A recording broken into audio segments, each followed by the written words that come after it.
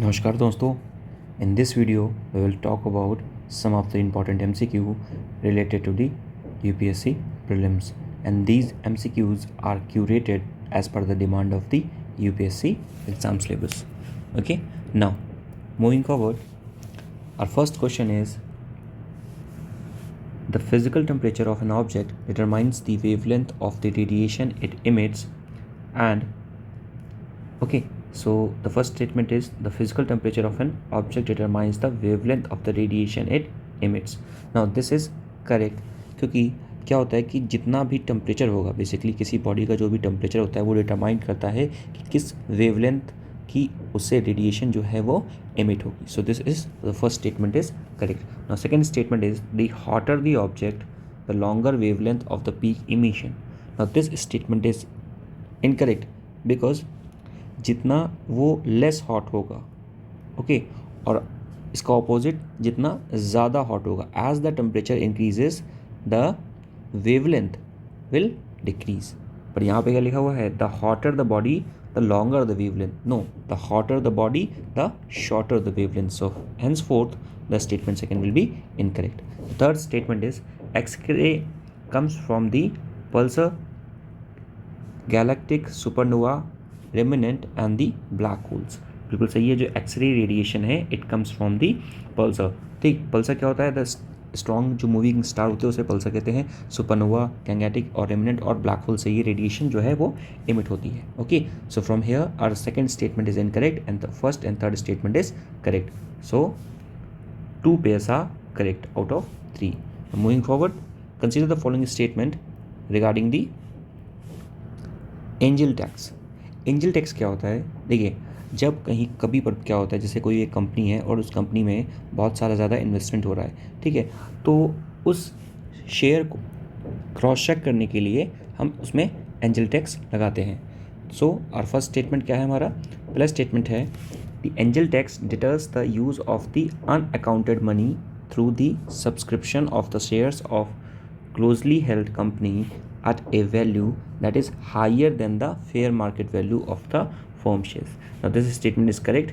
क्या लिखा है? इसका मतलब क्या हुआ है कि जो भी एंजल टैक्स है वहाँ पे लगाते हैं, जो क्या होगा? अनअकाउंटेड मनी है, वो कहाँ से आ रही है पता नहीं है, और with the subscription of the share, और वो क्या होगा? It is held closely with the company at a value higher than the market price, यानी कि जो उस शेयर का जो प्राइस होगा will be higher than the market price. तो उसमें हम लोग क्या लगाएंगे? उसमें एंजल टैक्स लगाएंगे. After that angel tax was introduced through the amendment of the income tax act of 1961. Okay, तो क्या ये सही है? या this statement is also correct कि जो एंजल टैक्स है इसका जो इनकॉर्पोरेशन हुआ था, this incorporated with the within the amendment of the income tax of act of 1961. The third statement is the investment in the unlisted Indian companies start up by any foreign country attract the angel tax. Now this statement is incorrect. Why? Because यहाँ पे लिखा हुआ है कि investment from the any foreign country जो है उसमें हम लोग क्या लगाएंगे? एंजल टैक्स लगाएंगे. तो ये स्टेटमेंट जो है वो गलत है. इंडिया ने अभी सिर्फ जो एंजल टैक्स का अगर बात किया जाए कि जो टैक्स है वो उसमें एग्जेम्पशन दिया हुआ है. ओके, क्या दिया हुआ है? एग्जेम्पशन दिया हुआ है, और एग्जेम्पशंस जो है वो टोटल 21 कंट्रीज़ को दिया हुआ है, यानी कि इन कंट्रीज़ पर जो एंजल टैक्स है वो नहीं लगेगा. ठीक है, अब ये कौन कौन सी कंट्रीज़ हैं? जैसे हमारी यूएस हो गई, यूके हो गई, फ्रांस, ऑस्ट्रेलिया, जापान. ठीक है, तो ये जो सारी कंट्रीज़ हैं इनको एग्जेम्पशंस मिला हुआ है. कहाँ से? एंजल टैक्स से. तो ये चीज़ें आपको पता रहनी चाहिए. ठीक है, तो यहाँ से क्या हो गया? आर दिस थर्ड स्टेटमेंट से इनकरेक्ट. तो हमारे 2 पेयर जो हो जाएंगे वो सही हो जाएंगे. एक आपको और पता होना चाहिए, that is the windfall tax. Windfall tax क्या होता है? जब बहुत ही अनएक्सपेक्टेड कोई अगर आप प्रॉफिट हो रहा है तो उसमें क्या लगता है? Windfall tax. जैसे भी पता है आपको कि जो क्रूड की इंडस्ट्री है, ठीक है, जो रिफाइनरी है, ठीक है, उस रिफाइनरी इंडस्ट्री में क्या लगा था? विंडफॉल टैक्स लगा था. बिकॉज जैसे अगर बात किया जाए कि रशिया और यूक्रेन से की वॉर की वजह से क्या हो गया था? पूरे ऑयल मार्केट में जो ऑयल के जो प्राइस थे, क्रूड ऑयल के प्राइस, वो नीचे चले गए थे. बट इवन दो जो इंडियन गवर्नमेंट की जो प्राइवेट कंपनियाँ थी, जैसे अगर मैं बात करूँ रिलायंस है, ठीक है, या और भी जो क्रूड को रिफाइन करती हैं कंपनियाँ, तो वो क्या कर रही थी, रशिया से तो ऑयल खरीद रही थी सस्ते दामों पर इंडिया में की जो मार्केट में जो प्राइस पर जिस पे बेच रही थी वो वही प्राइस था जो पहले वाला था। तो इन्हें क्या हो रहा था, जैसे रिलायंस कंपनी, ऐसे बहुत ज़्यादा फ़ायदा हो रहा था, तो इन कंपनियों पर क्या हो रहा था, विंडफॉल टैक्स लगाया जा रहा था। ठीक है, तो ये आपको पता चल गया। नेक्स्ट बात किया जाए, कंसिडर द फॉलोइंग पेयर्स। अब यहाँ पर देखिए कुछ सी दिए गए हैं और उनकी पेयरिंग हमें करनी है। पहला लिखा हुआ है एरएलसी, क्या सेंट्रल एशिया में है? हाँ बिल्कुल सही है, जो एरएलसी है it is between the Kazakhstan and Uzbekistan. अभी मैं आपको दिखाऊंगा। फिर बात करते हैं लेक गॉडे ज़रा, ये क्या इजिप्ट में है? नहीं, ये इजिप्ट में नहीं है, ये कहाँ पर है, ये अफ़गानिस्तान में है। ठीक, तो ये चीज़ आपको पता होनी चाहिए कि ये कहाँ पर है, this is in the Afghanistan. Next अगर बात किया जाए डेड सी, डेड सी कहाँ पे, मिडिल ईस्ट में। हाँ, ये डेड सी मिडिल ईस्ट में है, ये आपको इसराइल के नियर अबाउट मिल जाएगा। फिर बात करते हैं सैल्टॉन सी, सैल्टॉन सी कैलिफोर्निया में है, सैल्टॉन सी, हाँ बिल्कुल सही है, it is in the California USA. ठीक, तो यहाँ से देखा जाए तो सिर्फ हमारे जो 3 पेयर हैं वो सही हैं and second is incorrect, so are 3 pairs are correct. देखिए ये वर्ड का मैप है।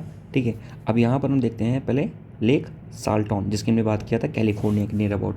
तो ये जो आप देख रहे हैं दिस इज़ दी लेक साल्टॉन। ठीक, ये लेक साल्टॉन में मैंने क्लिक किया and now this is in the California. Okay, फिर उसके बाद बात करते हैं हम लोग एरएलसी के बारे में। एरएलसी हमने बात किया था कि ये कहाँ पे है, near the Uzbekistan and the Kazakhstan.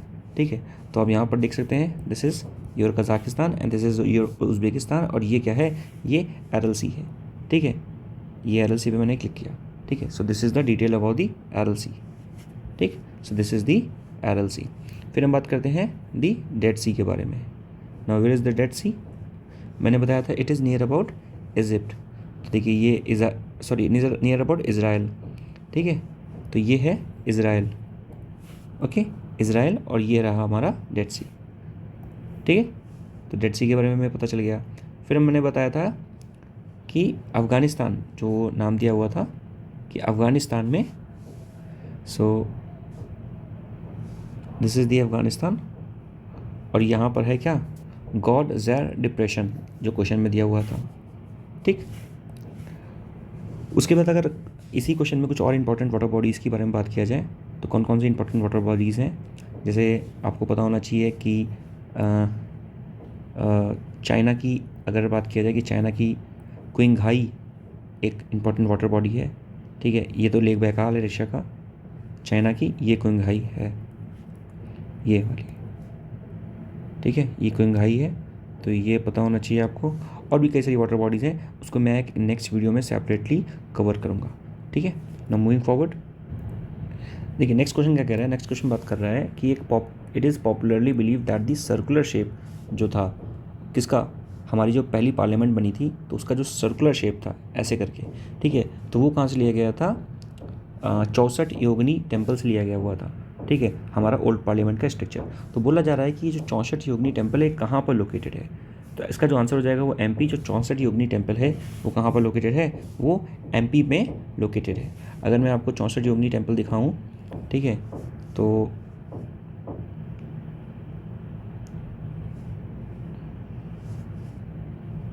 Just a minute.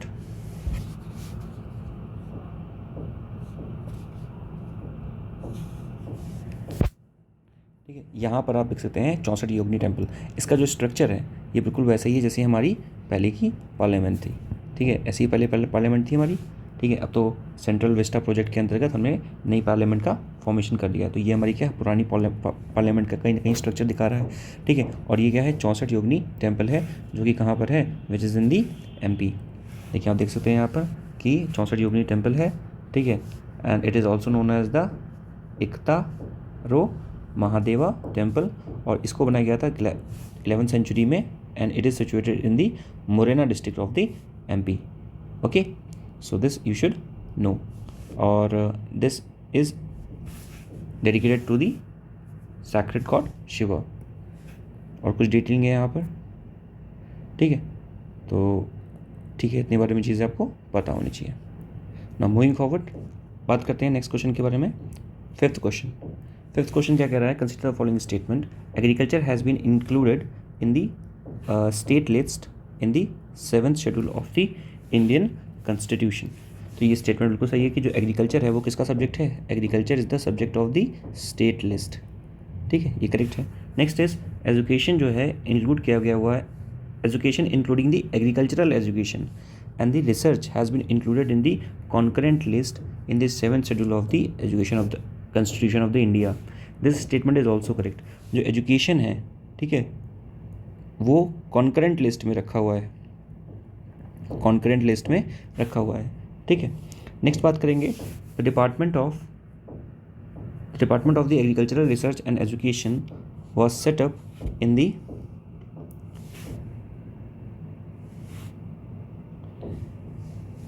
Wait a minute.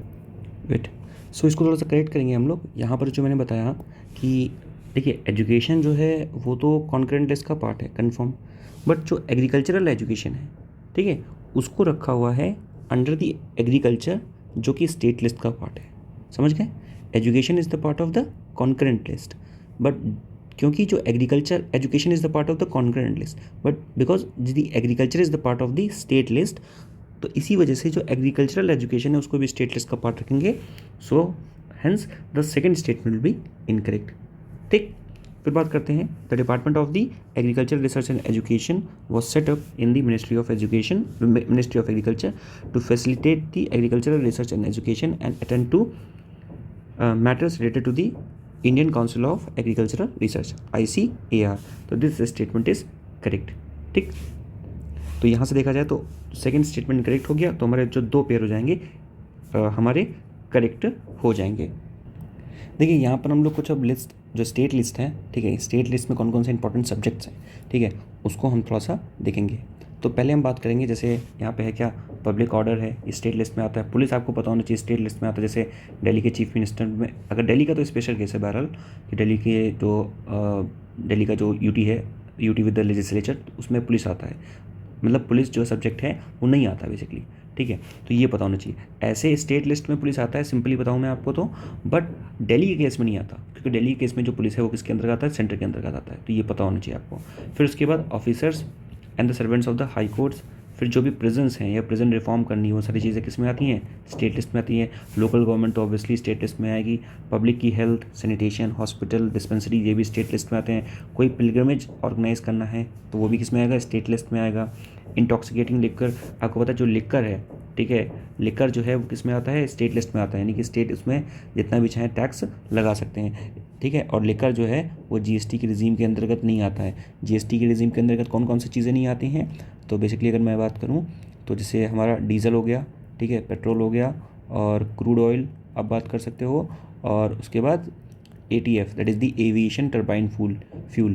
तो एविएशन टर्बाइन फ्यूल और ये सारी चीज़ें, और आप LPG भी बोल सकते हो। तो ये सारी जो चीज़ें हैं वो GST के रिजीम के अंतर्गत नहीं आती। ठीक है, फिर उसके बाद बात करते हैं जो ब्रियल ग्राउंड्स होते हैं, ठीक है, ये क्रिमिशन ग्राउंड्स होते हैं, वो भी किसके अंतर्गत आते हैं, स्टेट के अंतर्गत आते हैं। लाइब्रेरी, म्यूजियम भी स्टेट के अंतर्गत आते हैं। अगर कहीं पर कोई फेरी या रोपवे सर्विस हो रही है तो वो भी, या वाटरवे सर्विस है, वो भी स्टेट के अंतर्गत आएगी। ठीक, फिर बात करें, ये देखिए यहाँ पे लिखा हुआ है, तो एग्रीकल्चर है, agriculture is the also the part of the state list. कोई पॉन्ड है, it is the part of the state list. ठीक, फिर उसके बाद फिशरीज़, ठीक है, ये भी पार्ट किसका है, स्टेट लिस्ट का है। Trade and commerce, this is the part of the state list. और मार्केट और फेयर, ये सारी जो चीज़ें हैं किसका पार्ट है, स्टेट लिस्ट का पार्ट है। कहीं पर कोई बैटिंग हो रही है, गैम्बलिंग हो रही है, this is also the part of the state list. Okay, public service और पब्लिक का कोई डेट है, ट्रेजर ट्रॉव है, तो ये जो सारी चीज़ें हैं वो किसका पार्ट है, स्टेट लिस्ट का। और बात किया जाए स्टेट की जो ड्यूटीज़ लग रही हैं, ठीक है ना, ये स्टेट, ये वाला रियल एस्टेट वाला है, ये रियल एस्टेट यानी कि जो ठेकेदारी होती है वहाँ पर ये बात कर रहे हैं, this is the real estate one. Okay, alcohol, liquor, opium, ठीक है, इलेक्ट्रिसिटी, ये सारी चीज़ें किस में आएंगी, स्टेट लिस्ट में। टोल टैक्स लिया जा रहा है, कैपिटेशन फ़ी ली जा रही है, तो ये सारी चीज़ किसकी हैं, स्टेट लिस्ट के बारे में। कॉन्करेंट के बारे में बात किया जाए तो यहाँ पर काफ़ी इंपॉर्टेंट जो चीज़ जो आपको समझनी है कि कॉन्करेंट लिस्ट में क्या क्या चीज़ें हैं, और कॉन्करेंट लिस्ट क्या है। कई सारी चीज़ें थी जो 42nd अमेंडमेंट पे क्या किया गया था, उनको स्टेट से कॉन्करेंट में ट्रांसफ़र कर दिया गया था, उसके बारे में भी मैं बात करूँगा। पहले हम कॉन्करेंट लिस्ट के कुछ सब्जेक्ट्स को देख लेते हैं। कॉन्करेंट लिस्ट क्या होती है, ऐसी लिस्ट जिसमें सेंट्रल स्टेट दोनों भी लॉ बना सकते हैं, that is the concurrent list. जैसे हमने बात किया कोई क्रिमिनल लॉ है IPC का, ठीक है, 1860, तो वहाँ का कोई क्रिमिनल लॉ है, ठीक। उसके बाद preventive detention, you should know the difference between the preventive and punitive detention. Preventive detention का मतलब होता है कि आपने क्राइम नहीं किया, उससे पहले आपको अरेस्ट किया गया है, just to prevent the crime from happening, ठीक है। Next is the marriage, divorce, these things, contract, then the bankruptcy, insolvency, trust, ठीक है, एविडेंस, इंडियन एविडेंस एक्ट 1872, ठीक। Then the civil procedure, contempt of the court, ठीक। Forest, ये important है, forest जो है वो किसके अंतर्गत आता है, forest comes under the concurrent list. Forest और protection and the wild of animals and bird, और इन दोनों कब ऐड किया गया था, 42nd अमेंडमेंट एक्ट ऑफ 1976 से इसको ऐड किया गया था। Apart from that trade unions, industry, education, education को भी किससे ऐड किया गया था, 42nd अमेंडमेंट एक्ट से, ठीक। फिर उसके बाद port, shipping, navigation, inland, trade and commerce, okay. तो ये जो सारी चीज़ें हैं वो किसके अंतर्गत हैं, price control, electricity, newspaper, archaeological sites, stamp duty, supreme court, ठीक। अब हम बात करेंगे सबसे इंपॉर्टेंट चीज़ के बारे में, the transferred subject. What is the transferred subject? Transferred subject क्या होते हैं, ट्रांसफर सब्जेक्ट क्या है, बेसिकली कुछ सब्जेक्ट्स थे जो स्टेट लिस्ट से कॉन्करेंट लिस्ट में ट्रांसफ़र किए गए via 42nd amendment act of 1976। These are the 5 subject. कौन कौन से हैं, एजुकेशन है, फॉरेस्ट है, और वेट एंड मीजर्स है, protection of the agriculture and bird है, एंड एडमिनिस्ट्रेशन ऑफ जस्टिस। तो ये जो 5 सब्जेक्ट्स थे, these 5 subjects were transferred from the state list to the concurrent list, ठीक। तो दिस यू शुड नो। अगर यूनियन लिस्ट के बारे में थोड़ी सी बात की जाए, यूनियन लिस्ट में, तो यूनियन लिस्ट में वो सब्जेक्ट्स आएंगे जिसमें सिर्फ जो है सेंटर जो है वो लॉ बना सकती है, जैसे कोई नेवी, मिलिट्री या एयरफोर्स के रिलेटेड कोई लॉ हो गया, ठीक है, एटॉमिक एनर्जी हो गई, मिनरल रिसोर्सेज हो गए, प्रिवेंटिव डिटेंशन हो गया, फॉरेन अफेयर्स या डिप्लोमेटिक कोई रिलेशन है UN ऑर्गेनाइजेशन के रिगार्डिंग, वॉर एंड पीस के रिगार्डिंग, सिटीजनशिप के रिगार्डिंग, नेचुरलाइजेशन, एक्सट्रेडिशन कोई ट्रीटी हमने की है उसके रिगार्डिंग। तो ये सारी जो ऐसी चीज़ें हैं, हाईवे, रेलवे, और ठीक है, लाइट हाउस, पोर्ट, ठीक है, कोर्ट, पब्लिक डेट, तो ये जो सारी चीज़ें हैं, बैंकिंग, इंश्योरेंस, इन सब में कौन बनाएगा लॉ, बनाएगी सेंट्रल गवर्नमेंट, ठीक है। तो ये डिफरेंस था बिटवीन द कॉन्करेंट, सेंटर और स्टेट लिस्ट। नेक्स्ट बात करते हैं हम लोग नेक्स्ट क्वेश्चन के बारे में, ठीक। नेक्स्ट क्वेश्चन हमारा क्या कह रहा है, नेक्स्ट क्वेश्चन कह रहा है कि in India which of the following entities can, how many of the above statements are correct. Okay, थोड़ा सा गड़बड़ है। ओके, तो क्वेश्चन ये है, थोड़ा सा आगे पीछे हो गया, कि कौन कौन सी जिसमें से जो एंटिटीज़ हैं वो माइक्रो फाइनेंस प्रोवाइड करती हैं। पहले लिखा हुआ है पब्लिक सेक्टर बैंक, उसे लिखा हुआ है NBFCs, non profit organisations and small finance bank. तो कौन कौन सी एंटिटीज़ हैं जो माइक्रो फाइनेंस प्रोवाइड करती है। What is the meaning of micro finance, मतलब थोड़ा फाइनेंस, छोटा फाइनेंस। देखा जाए तो पब्लिक सेक्टर बैंक से वही प्रोवाइड करते हैं, NBFCs, नॉन बैंकिंग जो फाइनेंशियल कंपनीज है, जैसे आपकी जो निधि कंपनी हो गई, ठीक है, तो वो भी प्रोवाइड करती है। Apart from that non profit organization, small finance bank, ये सारी ही जो हैं वो क्या प्रोवाइड करती हैं, माइक्रो फाइनेंस प्रोवाइड करती हैं। नेक्स्ट बात किया जाए क्वेश्चन नंबर 2। क्वेश्चन नंबर 2 क्या कह रहा है, कंसिडर द फॉलोइंग स्टेटमेंट। पहले लिखा हुआ है the earthquake can result in the tsunami if large amount of the water get displaced. बिल्कुल सही है कि अगर बहुत सारा अमाउंट ऑफ वाटर सुनामी की वजह से क्या हो रहा है, डिस्प्लेस्ड, अर्थक्वेक की वजह से डिस्प्लेस हो रहा है, so this could be turned into tsunami. So earthquake can be turned into tsunami if the displacement of the water is happening at a large scale. Next is all the earthquakes don't result in tsunami. ये भी सही है, सारे earthquake की वजह से tsunami नहीं होगा। तो both the statements are correct. Next is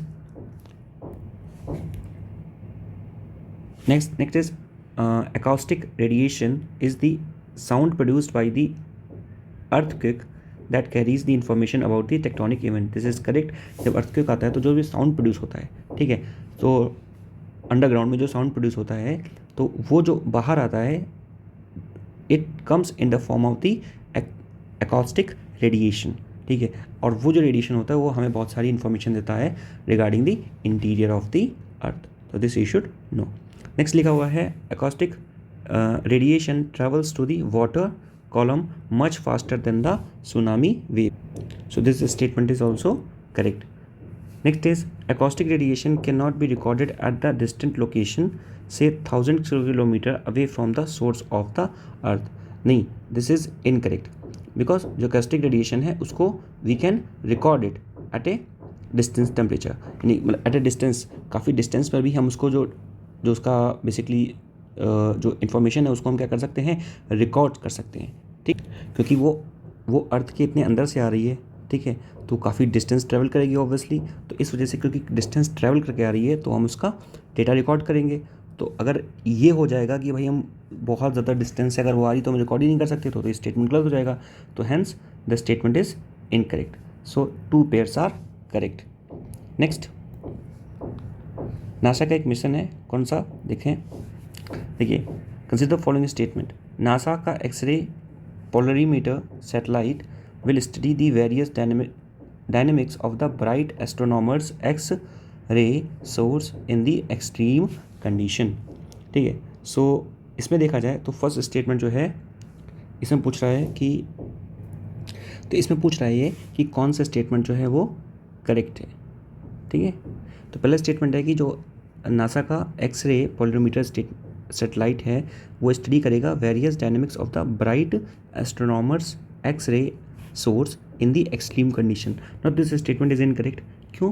क्योंकि ये जो एक्स-रे पोलरीमीटर सैटेलाइट है ये नासा के द्वारा नहीं लॉन्च किया गया रहा है, it is launching by the ISRO. So ISRO इसको लॉन्च कर रहा है with the Raman Research Institute. So ISRO plus Raman Research Institute जो है वो एक्स-रे पोलरीमीटर को लॉन्च कर रहे हैं। नेक्स्ट स्टेटमेंट क्या है, दैट एक्सपोसैट मिशन जो है ये वर्ल्ड्स का फर्स्ट पोलरीमीटर मिशन है। So this statement is also correct, क्योंकि ये वर्ल्ड का फर्स्ट नहीं, ये वर्ल्ड का जो है वो सेकेंड पोलरीमीटर मिशन है, ठीक है। ये जो है वर्ल्ड का सेकेंड पोलरीमीटर मिशन है, और ये क्या करेगा बेसिकली, ये बेसिकली क्या करेगा, ये स्टडी करेगा various dynamics of the bright astronomical X-ray source in the extreme condition, यानी कि जो एक्सट्रीम कंडीशन में जो ब्राइट सोर्सेज हैं, ठीक है, दी एस्ट्रोनॉमिकल एक्सरे, उसको ये क्या करेगा, स्टडी करेगा। X-ray have the high energy and the shorter wavelength, this is correct. जो एक्सरे होती है उसकी जो एनर्जी होती है एक्सरे की वो क्या होता है, बहुत ज़्यादा हाई होती है, पर उसकी जो वेवलेंथ होती है वो बहुत ज़्यादा क्या होता है, शॉर्ट होती है, ये आपको पता होना चाहिए, ठीक है। देखिए अगर मैं आपको यहाँ पर भी दिखाऊँ, देखिए ये क्या है, ये विजिबल स्पेक्ट्रम है पूरा, ठीक है, इलेक्ट्रोमैग्नेटिक रेडिएशन का पूरा क्या है, ये एक स्पेक्ट्रम है। अब इस स्पेक्ट्रम में आप देखेंगे एक्सरे यहाँ पर आती है, फिर उसके बाद क्या आती है, गामा रे आती है। तो जैसे ही हम राइट साइड में जा रहे हैं तो क्या हो रहा है कि जो फ्रीक्वेंसी है वो बढ़ रही है और वेवलेंथ क्या हो रही है, घट रही है। इसलिए एक्सरे की जो वेवलेंथ होती है, एक्सरे की जो वेवलेंथ होती है वो क्या होती है, कम होती है, और उसकी जो फ्रीक्वेंसी होती है वो क्या होती है, ज़्यादा होती है। And frequency is directly proportional to energy and frequency is inversely proportional to wavelength, ठीक। दिस मीन्स कि फ्रीक्वेंसी ज़्यादा होने पर क्या होगी, फ्रीक्वेंसी ज़्यादा होने पर एनर्जी ज़्यादा होगी, इसलिए एक्सरे की जो एनर्जी वो बहुत ज़्यादा होती है, तो वो हमारी बॉडी पर भी क्या होती है, पेनिट्रेट कर जाती है। गामा रे की भी एनर्जी बहुत ज़्यादा होती है, बट वेवलेंथ क्या होती है, कम होती है। बट रेडियो वेव की क्या होती है, एनर्जी कम होती है बट वेवलेंथ ज़्यादा होती है। इस वजह से हम लोग दूर दराज के इलाकों में भी रेडियो वेव के सिग्नल्स पकड़ लेते हैं और हम लोग अपना मोबाइल का रेडियो चालू कर लेते हैं, ठीक है। तो ये थोड़ी सी इन्फॉर्मेशन थी regarding this. Now moving forward, next question is anti cyclone is a regions where the atmospheric pressure is higher compared with the adjacent area, ठीक है। तो एंटी साइक्लोन के बारे में ये स्टेटमेंट है, ठीक है, इसको हम लोग देखेंगे। तो ये जो पहला स्टेटमेंट है वो क्या है, करेक्ट है। एंटी साइक्लोन क्या है, एक ऐसा रीजन होता है जहाँ पर एटमॉस्फेरिक जो प्रेशर होता है वो हाई होता है in compare to the adjacent area. Next is their extent is always small, उनका जो एक्सटेंट होता है वो हमेशा स्मॉल होता है। नहीं, ऐसा कोई ज़रूरी नहीं है कि उनका एक्सटेंट स्मॉल हो, ठीक है, उनका एक्सटेंट जो है वो ज़्यादा भी हो सकता है। In the northern hemisphere the general wind circulation is the clockwise around the anticyclone, okay, this is correct statement. now इसको आप याद कैसे रखोगे, आप CNA याद रखिए, CNA एक न्यूज़ चैनल भी आता है, उसको आप याद रखें। उससे फ़ायदा क्या होगा, उससे ये फ़ायदा होगा, C मतलब cyclone, N means northern hemisphere, A means anti clockwise. यानी कि साइक्लोन जो होंगे, से ये पूरा एक स्फीयर है हमारा, तो साइक्लोन जो हैं वो नॉर्दर्न हेमिस्फीयर में कैसे होंगे, वो एंटी क्लॉकवाइज होंगे।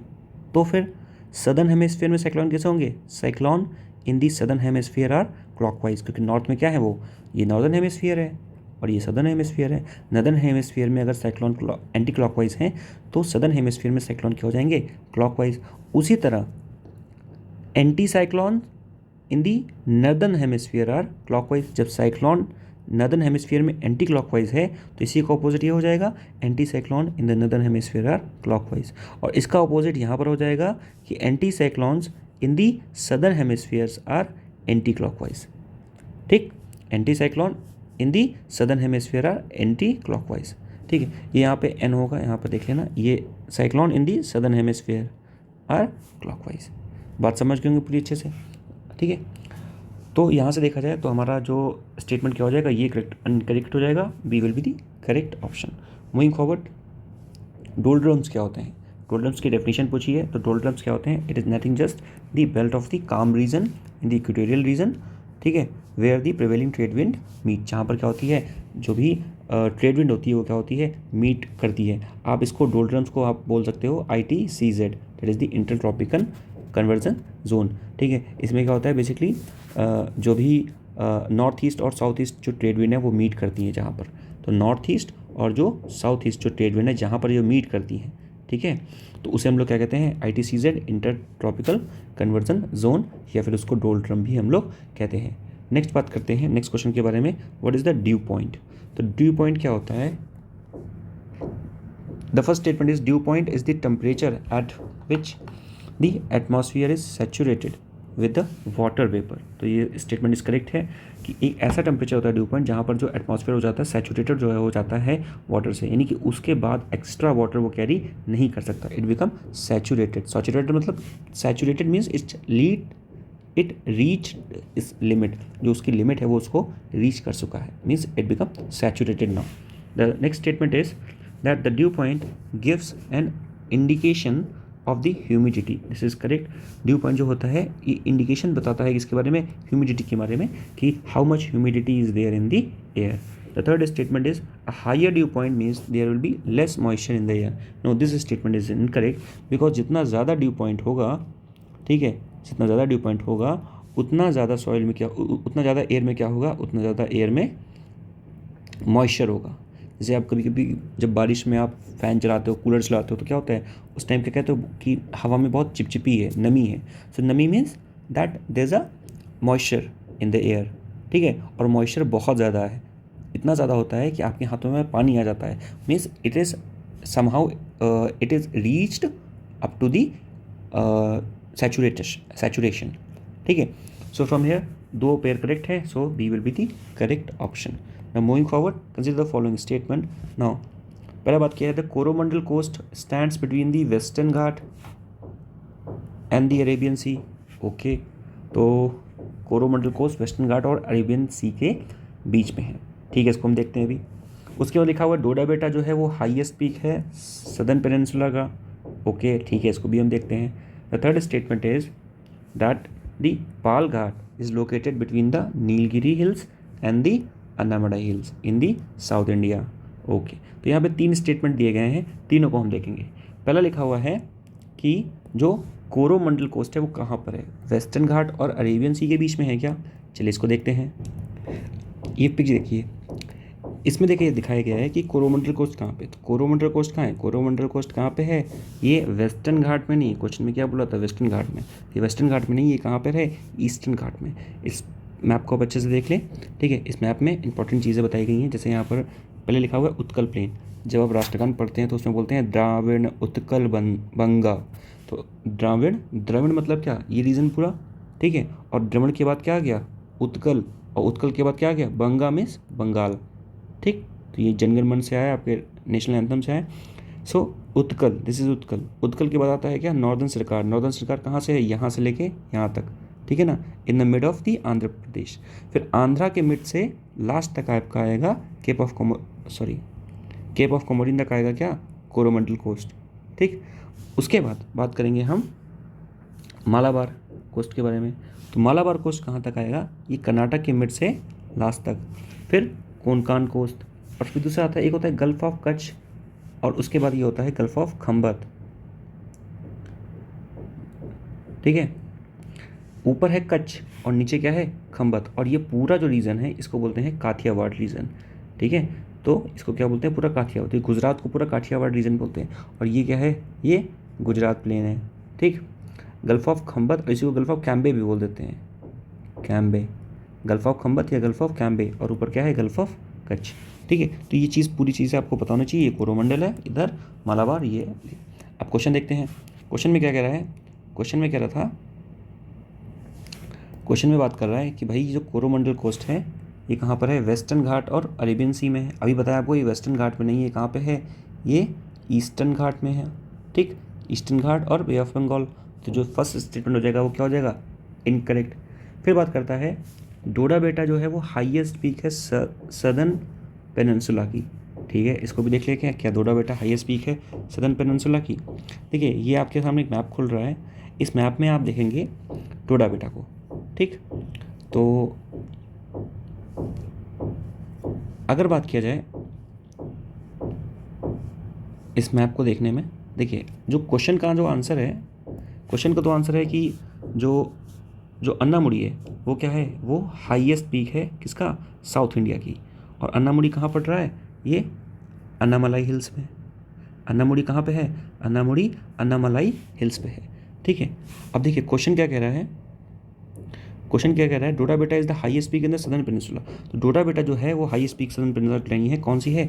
अन्नामुड़ी है, जो कि अन्नामलाई हिल्स पे है। देखिए यहाँ पे मैं आपको दिखा रहा हूँ, और थोड़ा मैं जूम कर रहा हूँ इसको। ठीक, देखिए ये है आपका, ये तो अगस्तमलाई हिल्स हो गई। ठीक, ये अगस्तमलाई, ये कोरोमंडल हिल्स हो गई, ये वर्षनाड हिल्स हो गई। ये है क्या? अन्नामलाई हिल्स। और यहाँ पर क्या है? यहाँ पर बेसिकली अन्नामुड़ी है, जो कि क्या है? जो कि हाईएस्ट, अन्नामुड़ी क्या है? हाईएस्ट पीक है किसकी? अन्नामलाई हिल्स की। तो यहाँ पर ही क्या है? हाईएस्ट पीक है। ठीक है, तो ये चीज़ पता होनी चाहिए।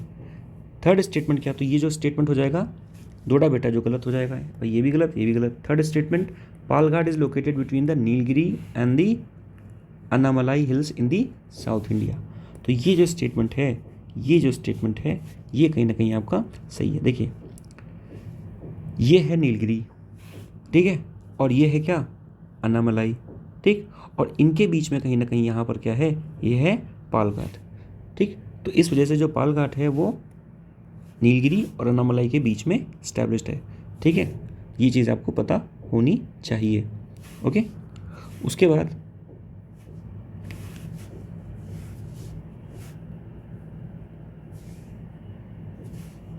एक इंपॉर्टेंट चीज़ आपको और पता होनी चाहिए। क्या पता होना चाहिए आपको? One more important thing that you should no. Yes, this is the important thing. यहाँ पर आपको क्या मिलेगा? सारे घाट मिल जाएंगे। तो इंपॉर्टेंट घाट यहाँ से आप समझ लेंगे। पहला है आपका ठाल घाट। यहाँ पर भी पाल घाट की बात की मैंने, ये पाल घाट है। ठीक है, यहाँ पर ये क्या था? ये था अन्नामुड़ी। ठीक है, जिसमें अन्नामलाई थी। और ये यहाँ पर क्या है? ये नीलगिरी है। तो इसके बीच में क्या है? पाल घाट है। ठीक है, दिस इज़ करेक्ट। तो अगर ऑफिशियली ऐसे देखा जाए और कुछ नाम देखा जाए तो पाल घाट जो है वो पलक्कड़ और कोयम्बटूर के बीच में है। फिर एक और पता होना चाहिए आपको, सेंगोत्तई पार। तो सेंगोत्तई गैप जो है वो कहाँ पे है? वो मदुरई और त्रिवेंद्रम के बीच में है। फिर आपको पता होना चाहिए थाल घाट।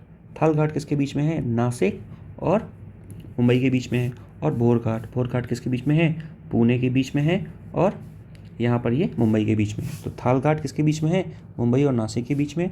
भोर घाट मुंबई और पुणे के बीच में। पाल घाट जो कि हमारे क्वेश्चन में था वो पलक्कड़ और कोयम्बटूर के बीच में। और सेंगोट्टई गैप जो है वो त्रिवेंद्रम और मदुरई के बीच में है। तो ये जो सारे जो माउंटेन पास हैं ये एटलीस्ट आपको पता होने चाहिए। नाउ मूविंग फॉरवर्ड, अब हम बात करेंगे। तो हमारा जो इस स्टेटमेंट, जो फोर्थ का जो स्टेटमेंट था, ये गलत, ये गलत, दिस इज करेक्ट। सो इसमें पूछा था कौन सा इनकरेक्ट है, सो 1 और 2 इनकरेक्ट है, A will be the correct option. Moving forward, which of the following is or are the condition for the emergence of the tropical cyclone. तो ट्रॉपिकल जो साइक्लोन है उसके इमरजेंस की कौन कौन सी कंडीशन है। पहले लिखा हुआ है the large and the continuous supply of the warm and moist air, this is correct. Strong Coriolis force, ठीक है, तो ये भी क्या है, स्ट्रॉन्ग कोरियोलिस फोर्स भी चाहिए हमको। उसके अलावा स्ट्रॉन्ग वर्टिकल विंड, नहीं स्ट्रॉन्ग वर्टिकल विंड हमें नहीं चाहिए, ठीक है, स्ट्रॉन्ग वर्टिकल विंड को उसके मूवमेंट को क्या करेगी, डिस्टर्ब कर देगी, ठीक है। तो this is not an unstable conditions through the troposphere, this is also correct, ठीक है। ट्रोपोस्फेयर क्या होता है, ट्रोपोस्फेयर, स्ट्रेटोस्फेयर, मीजोस्फेयर, फिर उसके बाद troposphere, stratosphere, mesosphere, exosphere, thermosphere और एक्सोस्फेयर। ट्रोपोस्फेयर क्या होता है, सबसे जो नीचे की लेयर होती है उसको ट्रोपोस्फेयर कहते हैं, ठीक है। तो अनस्टेबल कंडीशन ऑफ ट्रोपोस्फेयर का मतलब क्या है, जैसे ये हमारा लैंड है, तो लैंड के सबसे पास की जो जो लेयर है वो कौन सी है, ट्रोपोस्फेयर।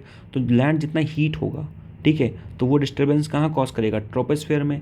तो इसीलिए उस डिस्टर्बेंस का यूज़ किया जाएगा किसमें, उस डिस्टर्बेंस का यूज़ किया जाएगा ट्रॉपिकल साइक्लोन बनाने में, क्योंकि सबसे ज़्यादा जो डिस्टर्बेंस होता है वो कहाँ होता है, ट्रोपोस्फेयर में होता है। क्यों, क्योंकि लैंड से क्या निकल रही है, हीट निकल रही है, ठीक है, लैंड गर्म होता है, लैंड से हीट निकल रही है, और ये हीट जाती है कहाँ पर, ट्रोपोस्फेयर में, ठीक है। और यहाँ पर क्या करती है, डिस्टर्बेंस कॉज करती है, हवाएं बहुत तेज़ चलने लगती हैं, ठीक है। इसी वजह से आपने देखा होगा जितने भी प्लेन्स हैं, है ना, हेलीकॉप्टर्स हैं, वो जहाँ जब भी उड़ते हैं तो कहाँ उड़ते हैं, स्ट्रेटोस्फेयर में। और स्ट्रेटोस्फेयर में भी किस जगह पे, लोअर लेयर ऑफ स्ट्रेटोस्फेयर में उड़ते हैं, ठीक है। तो यहाँ से अनस्टेबल कंडीशन ये भी चाहिए होगी, और हमें बेसिकली स्ट्रॉन्ग वर्टिकल विंड नहीं चाहिए, थोड़ी सी चाहिए, ज़्यादा नहीं चाहिए, ठीक है। तो जब अगर अब्सेंस है वर्टिकल विंड का, ठीक है, तो वो ठीक है, बहुत स्ट्रॉन्ग वर्टिकल विंड नहीं चाहिए। यहाँ पे लिखा था ना स्ट्रॉन्ग वर्टिकल विंड, थोड़ी होती तो चल जाती, स्ट्रॉन्ग नहीं चाहिए, ठीक है। तो ये इतनी चीज़ें पता होनी चाहिए। और एक और चीज़ पता होनी चाहिए, जैसे क्या होता है कि जो इक्वेटर होता है, तो इक्वेटर में के बेसिकली अगर बात की जाए कि 0 to 5 लैटीट्यूड में, 0 से डिग्री से 5 डिग्री के लैटीट्यूड में, ठीक है, बेसिकली क्या होता है 0 to 5 डिग्री के लैटीट्यूड में जो कोरियोलिस फोर्स होता है वो अब्सेंस होता है, ठीक है। तो इसीलिए ट्रॉपिकल साइक्लोन जो होते हैं वो 0 to 5 डिग्री के लैटीट्यूड में वो उधर पर नहीं बनते। तो ये चीज़ आपको पता होनी चाहिए। तो यहाँ से D is the correct option.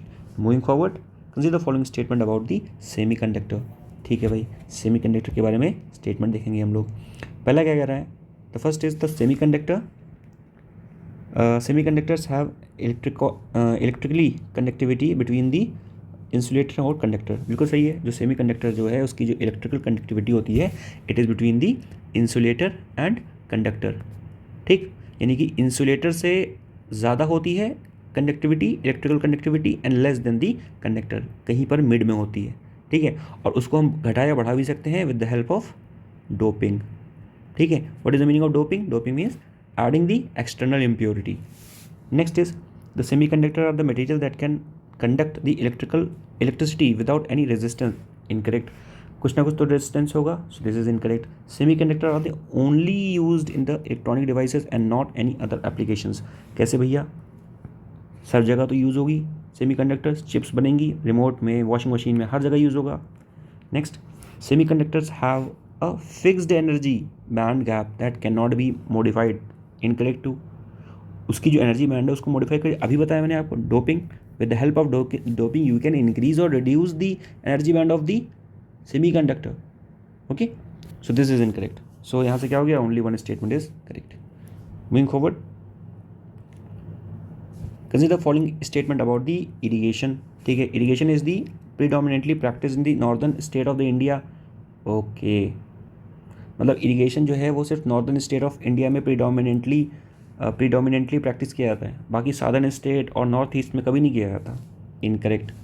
Next is the Ganga the Brahmaputra river basin have the highest irrigation intensity in the country, हाँ दिस इज करेक्ट, कि जो गंगा और ब्रह्मपुत्र है they are very heavy rivers, and because of that यहाँ पर जो भी irrigation की जो प्रैक्टिस होगी या जो भी बहुत फर्टाइल लैंड है, सो उनकी जो इरीगेशन जो प्रैक्टिस होगी वो बहुत ज़्यादा होगी, this is correct. Next is India is the self sufficient in terms of the irrigation infrastructure and does not rely on the any foreign aid, okay, मतलब इंडिया को बाहर से कोई फॉरेन एड नहीं चाहिए इन टर्म्स ऑफ द इरीगेशन, चाहिए भैया, हमें चाहिए, बिल्कुल चाहिए, we need the foreign aid, ठीक है। Next is, sorry this is incorrect then, next is the traditional method of the irrigation such as the Persian wheel and the mod system is no longer use in India. This is incorrect because कहीं ना कहीं Persian wheel का use कर। What is the Persian wheel? अच्छा ये PYQ भी आया था UPSC का, ये PYQ भी है, पता होना चाहिए आपको। क्या पर्शियन व्हील को हिस्ट्री के लैंग्वेज में बोलते हैं अरगट्टा, अरगट्टा ऐसे कुछ बोलते हैं, अरगट्ठा, ठीक है ऐसे ही। पर्शियन व्हील क्या होता है? जिन्होंने पर्शियन व्हील नहीं देखा, चलो मैं दिखा देता हूँ एक बार आपको पर्शियन व्हील क्या होता है, देख लो आज। Persian wheel, Persian wheel, Persian wheel क्या होता है? पानी निकालने के लिए होता है, जैसे ये देखा होगा आपने, ठीक है, कुएं से जब पानी निकालते हैं तो ये पर्शियन व्हील, इसको कहते हैं पर्शियन व्हील, ठीक है। और इसको ही हिस्ट्री के लैंग्वेज में अरगट्टा कहते हैं, ठीक है। तो UPSC में आया है अभी था, पता होना चाहिए आपको। ठीक, नेक्स्ट बात करते हैं। तो यहाँ से क्या हो गया, सिर्फ हमारा सिर्फ पहला जिस ये स्टेटमेंट था ये करेक्ट था, बाकी सारे जो स्टेटमेंट थे वो इनकरेक्ट थे। ठीक, consider the following statement regarding the advantage of the fertigation. Fertigation ये भी PYQ में आया था UPSC के। फर्टिगेशन दो शब्दों से मिलकर बना हुआ है, फर्टिलाइजेशन प्लस इरिगेशन, ठीक है। इसमें क्या करते हैं हम लोग कि जो भी न्यूट्रिएंट देते हैं, ठीक है, सॉइल में, तो उसको हम लोग एज ए लिक्विड फॉर्म में देते हैं, तो इसी को बोलते हैं क्या, जैसे फर्टिगेशन, यानी कि कहीं ना कहीं इसमें प्रमोट करते हैं, कहीं ना कहीं ड्रिप इरिगेशन को भी प्रमोट करते हैं, ठीक है। यानी कि ऐसी चीज़ें करते हैं जिससे क्या होता है, जो पानी की बचत भी हो सके, ठीक है। तो ये चीज़ आपको पता होनी चाहिए, ठीक। तो यहाँ पे लिखा हुआ है that fertigation improves the nutrient absorption by the plant and resulting in increase the crop yield. Correct, crop yield को क्या करता है, इंक्रीज करता है। देखो जो भी नई टेक्नोलॉजी होगी, एवरी नई technology will always increase the productivity. वो महंगी भले होगी पर वो इंक्रीज़ करेगी कहीं ना कहीं प्रोडक्टिविटी को, या कुछ ना कुछ बेहतर करेगी, तभी तो ये टेक्नोलॉजी आई है। अगर वो बेहतर नहीं करती तो टेक्नोलॉजी क्यों आती? Getting my point. Next is the fertigation reduce the water uses by delivering the nutrient directly to the plant roots. मैंने बताया ना कि जो फर्टिलाइज़र है उसको हम क्या कर रहे हैं, वाटर में मिक्स करके प्लांट को दे रहे हैं, तो इससे क्या हो रहा है, वो डायरेक्टली कहाँ पहुँच रही है, प्लांट के रूट में। वही तो लिखा हुआ है, fertigation reduce the water uses, water use को रिड्यूस करता है by directly delivering the nutrient directly to the plant root, क्योंकि पानी से दे रहे हैं डायरेक्टली प्लांट रूट पहुँच गया, तो स्टेटमेंट इज करेक्ट।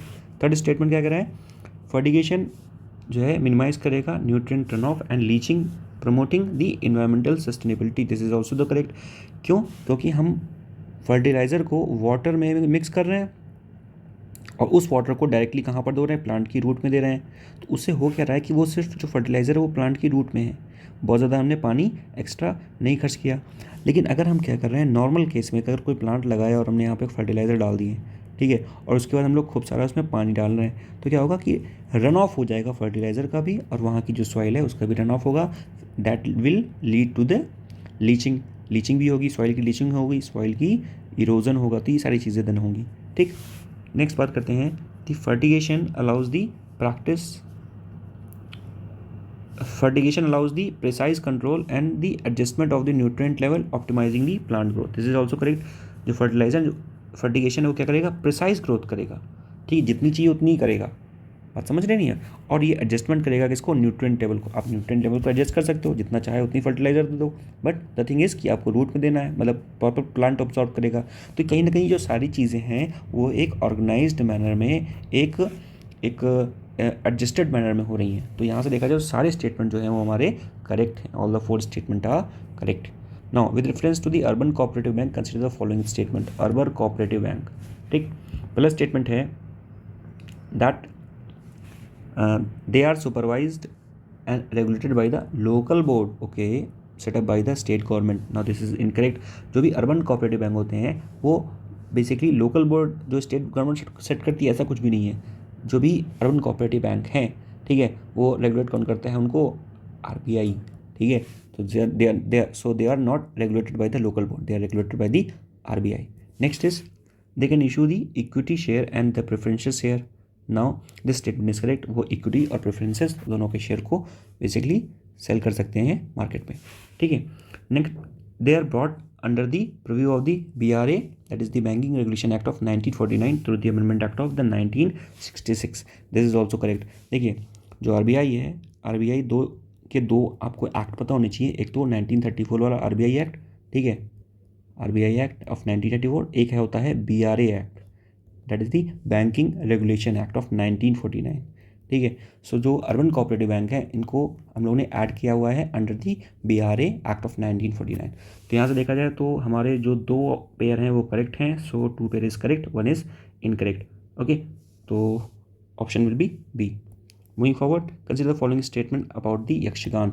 यक्षगान के बारे में बताया था कि ये क्या है, कर्नाटका का ट्रेडिशनल डांस फॉर्म है, और in Yakshagana the male artist portray both the male and the female character. This is also correct. Next, it is a complete art form that combines the music, dance and the drama. तो ठीक है, ये music, dance और drama को basically compile करता है। और इसमें क्या होता है, इसमें जो भी लोग होते हैं वो क्या होते हैं, अपने जो फेसेस होते हैं उनके, ठीक है, उस फेसेस में बहुत सारी बेसिकली बहुत अच्छे से उसको डिपिक्ट करते हैं, ठीक है, बहुत अच्छे से उसको डेकोरेट करते हैं, सजाते सारा कुछ, ठीक है, सारी चीज़ें जो हेड गियर हैं वो पहनते हैं, ठीक है, तो ये सारी चीज़ें होती हैं। So all this 3 statements are correct. Next बात करते हैं मेकुडेटू डैम के बारे में। तो देखिए मेकुडेटू डैम क्या है, मैंने बताया था कि बेसिकली कर्नाटक और तमिलनाडु के बीच में विवाद हो रहा है रिगार्डिंग दी मेकुडेटू डैम। तो उसके रिगार्डिंग ये क्वेश्चन है, it is the multipurpose dam, yes. It is located in the Kerala, no it is not located in the Kerala, it is located in the Karnataka. Okay, next, it is been constructed on the Kaveri river, yes. So यहाँ से क्या होगा, यहाँ से this is correct, so 2 pairs are correct. इसको थोड़ा सा map में देख लें।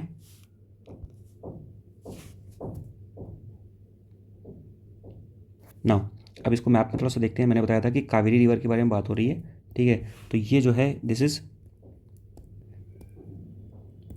इज कावेरी रिवर, ये क्या है, कावेरी रिवर है, ठीक है।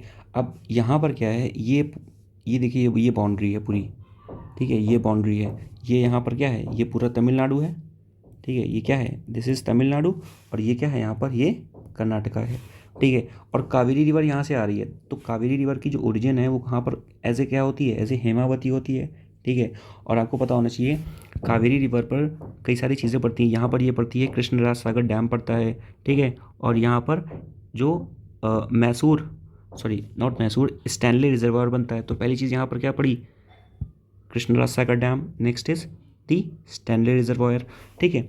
और उसके बाद आपकी बात करी जाए कबनी, जो कबनी है it is a tributary of the Kaveri river, ठीक है ना। भवानी, नोयल और अमरावती भी किसकी ट्रिब्यूटरी है, कावेरी रिवर की ट्रिब्यूटरी है, ठीक है। तो ये चीज़ें पता होनी चाहिए आपको। उसके बाद कावेरी रिवर पे ही एक सिटी पड़ती है, उसको बोलते हैं तिरुचिरापल्ली, और उसके बाद तंजौर भी कावेरी रिवर पर ही पड़ता है, और यहाँ पर जो बनता है इसको बोलते हैं कोडी डैम। अब रही सबसे इंपॉर्टेंट बात, इसको मैं रेस कर दूँ। सबसे इंपॉर्टेंट बात क्या है, देखिए ये कावेरी रिवर यहाँ से ये आ रही है, ठीक, ये है बॉर्डर किसका, कर्नाटक और तमिलनाडु का, ठीक। यहाँ पर कहीं पड़ता है क्या, मेकेडेटू डैम। तो ये कहीं ये किस पर है, कावेरी पर है, सॉरी ये किस पर है, कावेरी पर है, कर्नाटक में।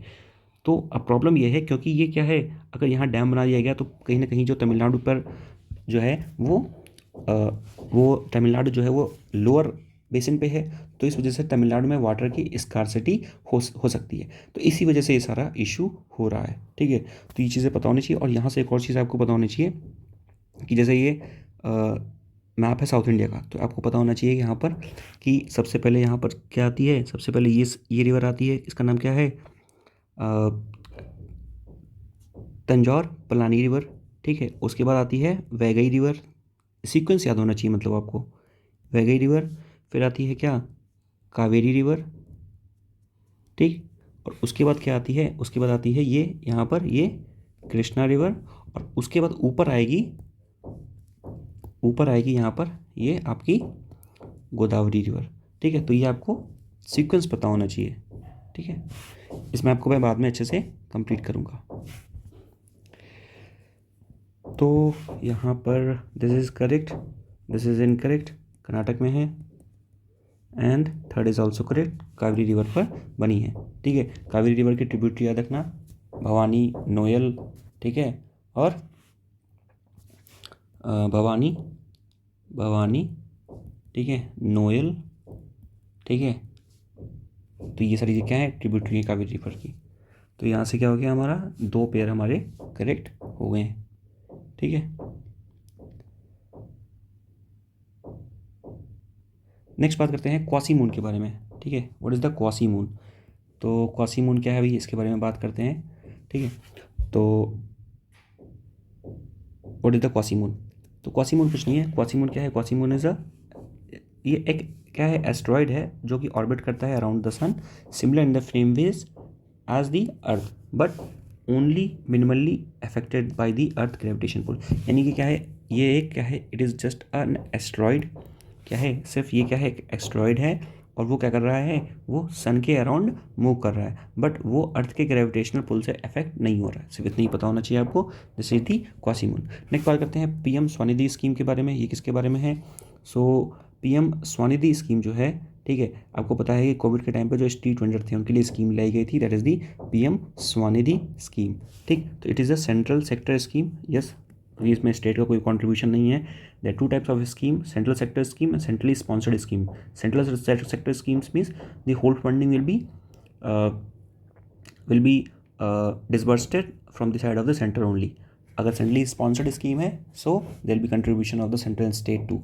ठीक है, नॉर्मली केस में क्या होता है, if there is a centrally sponsored scheme so the contribution of the 60 और 40 का कंट्रीब्यूशन होता है इन नॉर्मल सर्कमस्टेंसेज।